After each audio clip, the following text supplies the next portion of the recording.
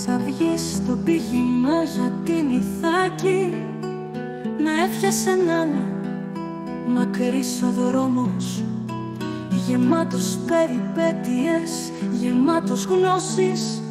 Τους λες τριγώνας και τους κύκλοπας, το θυμωμένο Ποσειδώνα μη φοβάσαι.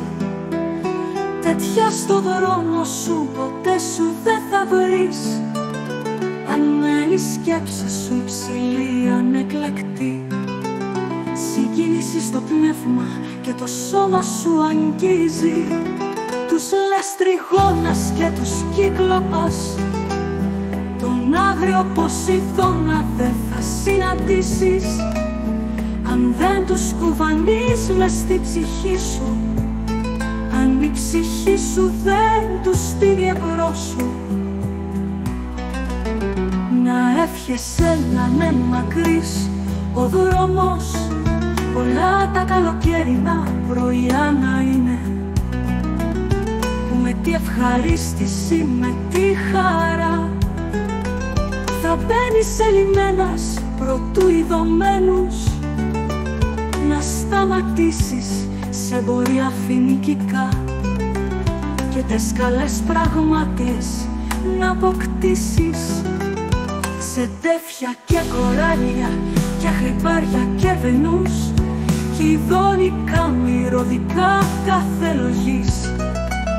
Όσο μπορείς πιο άφθονα, ειδώνικα μυρωδικά, σε πόλεις, σε γήτια και σχολές να πας, να μάθεις και να μάθεις απ' τους σπουδασμένους, πάντα στο νου σου να έχεις την Ιθάκη, το φτάσιμο εκείνο προορισμό σου.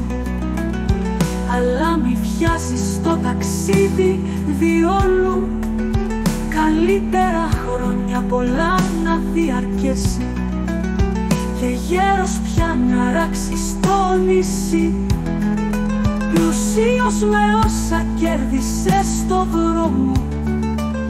Μη μπρος το κόντας πλούτη να σε δώσει η Ιθάκη, η Ιθάκη σε έδωσε το ωραίο ταξίδι, χωρίς αυτήν δεν θα βγαίνες στο δρόμο, αλλά δεν έχει να σε δώσει η Ιθάκη.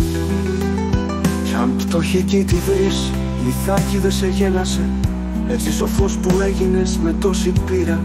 Ήδη θα το κατάλαβες, οι Ιθάκες τι σημαίνουν.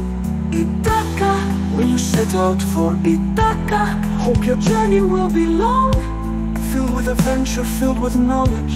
The Laestrygons and the Cyclopses and wrathful Poseidon do not fear.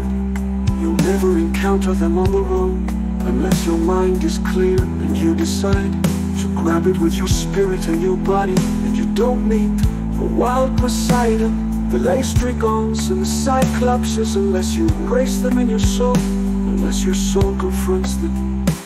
Hope your journey will be long, with many summer mornings, full of pleasure, full of joy. The first time coming into port, to stop at Phoenician trading places and buy the finest samples of their wares. Mother of pearl and coral, amber and ebony, and hedonistic herbs of every kind. But you leave yet more hedonistic herbs to many